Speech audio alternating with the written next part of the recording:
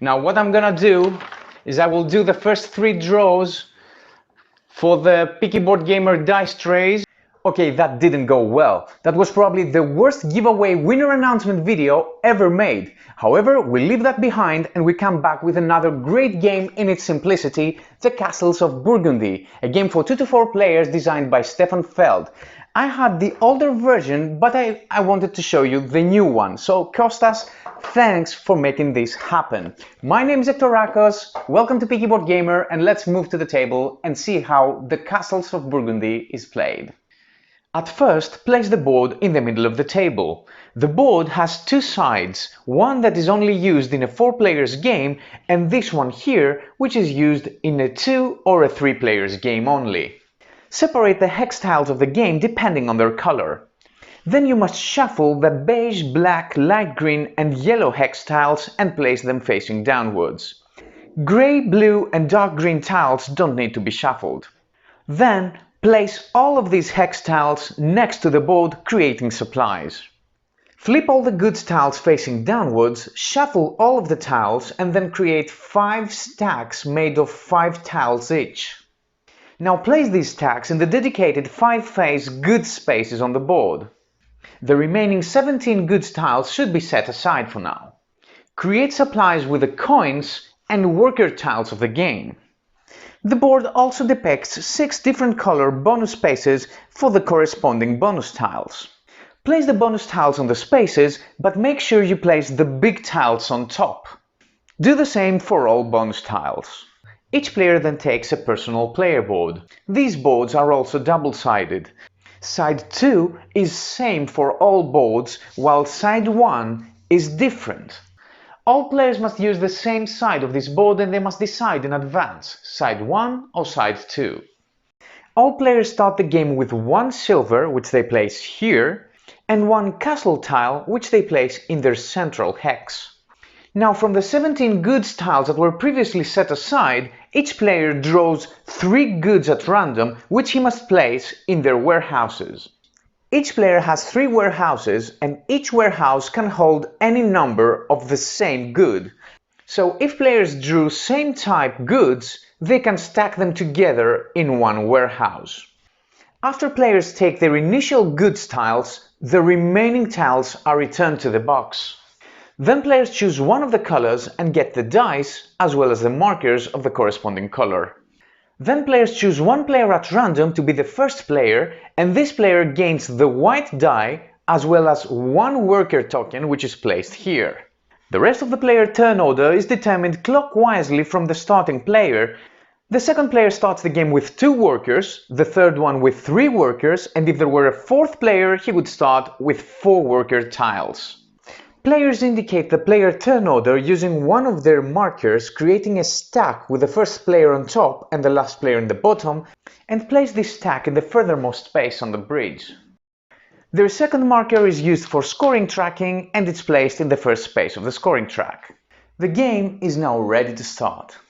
The game is played in 5 phases A, B, C, D and E, and each one of these phases is split to 5 player rounds. During each one of the 5 player rounds, players will be rolling their dice and they will be using the result of these dice in various ways. Players mainly will be taking hex tiles from the board, placing them here in this area, and then from here they will be placing them into their village. It is really difficult to do anything in this game without gaining some victory points either immediately or at the end of the game. However, the player that manages to gain the most victory points at the end is declared the winner. Now let's move a step back and see gameplay in greater detail. At the beginning of each phase, players perform the following steps. At first, players remove all unused hex tiles from the board. Of course, you skip that step at the beginning of the game, but in later phases, if there are any tiles on the board, you remove them from the game. Be careful, goods tiles that might exist in depots are never removed. You only remove all hex tiles from the board. Next, you refill all hex tile spaces with a corresponding color tile from the supply. Some spaces that depict number 3 inside are only replenished if you are playing with 3 players. Otherwise, these spaces are left empty. There is also one space depicting a B and a D. This means that the space is only replenished at the start of phase B and at the start of phase D. All the hex tiles are placed on the board facing upwards. Finally, using the good stack of the new phase, now the A phase, place one good to each one of these spaces below. So, in fewer words, in the beginning of each phase, you remove all hex tiles, you refill the spaces with new tiles, and then you fill the 5 spaces using new goods of the new phase. Now we're ready to start the 5-player rounds of the phase. Each player round starts with players rolling all of their dice, even simultaneously. The white die is always rolled by the player who is first in the player turn order, which is indicated by the player's marker locations on the bridge.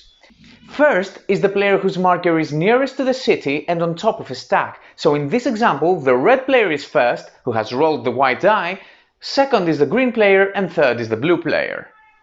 Now the only thing the white die does is determining the depot where the next good will be placed. We are now playing the first round and we have rolled a 5, so we take the first good from the top and we place it in depot number 5.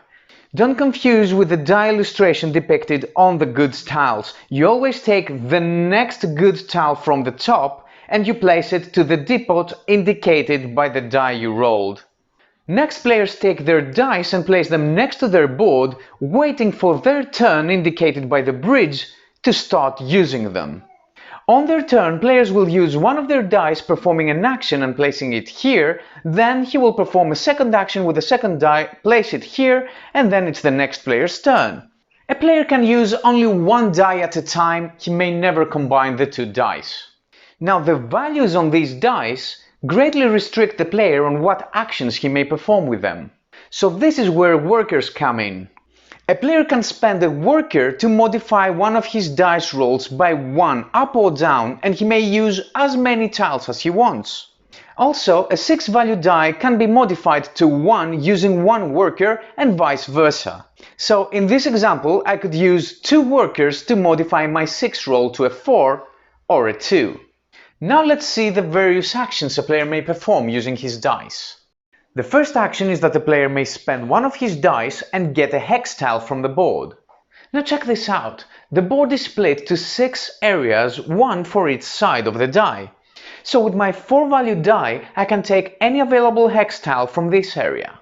With my 2-value die, I could take any hex tile from here. Let's say I spend my 4-value die and get this beige tile. The tile has to be placed in one of the 3 storage spaces of the player's board which is empty.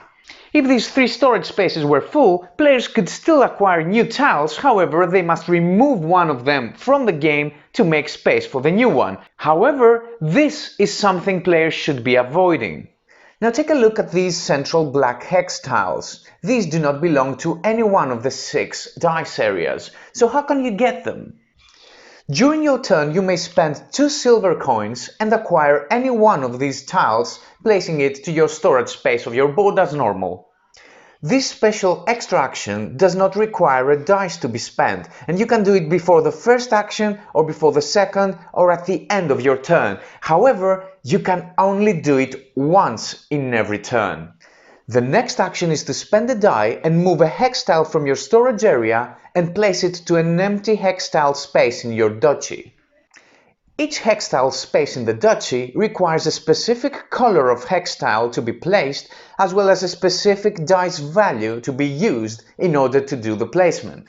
On top of that, all new tiles have to be built in spaces which are adjacent to other hex tiles already present in your duchy. So when you take this action for the first time, you have to build in a space adjacent to your castle. In this example, since I have a yellow and a blue tile, I have to build in these 3 spaces. So I need a die with a value of 1, 2 or 5. I have rolled a 4 and a 6, but I can use my worker to make this 6 a 1 and place this blue ship here. This is the most important action in the game, because as you place a new tile in your duchy, depending on its color, a different effect takes place. I will start with blue tiles. When you place a blue tile in your duchy, 2 things happen. First of all, you choose any one of the depots and acquire all goods in that depot, placing them in your warehouses. As we said earlier, each warehouse space can hold any number of goods tiles of only one good type or color. Unlike the first action, you may not discard goods in order to make space for new ones. So in this case, I can only choose to keep one of these goods. If you cannot place a good in your warehouses, then this must remain in the depot. The second thing you do is that you forward your initiative marker one space towards the city, and if there are other markers there, then you place the marker on the top of the stack. When you place a light green tile in the duchy, you immediately score 1 victory point for each animal depicted on the tile. A group of connected light green hex spaces is called a pasture. At the moment of placement, if there are other light green tiles in the same pasture depicting the same animal type, then these are scored as well. So if I placed this pigs tile here, I would score 3 plus 4 plus 3 equals 10 victory points total.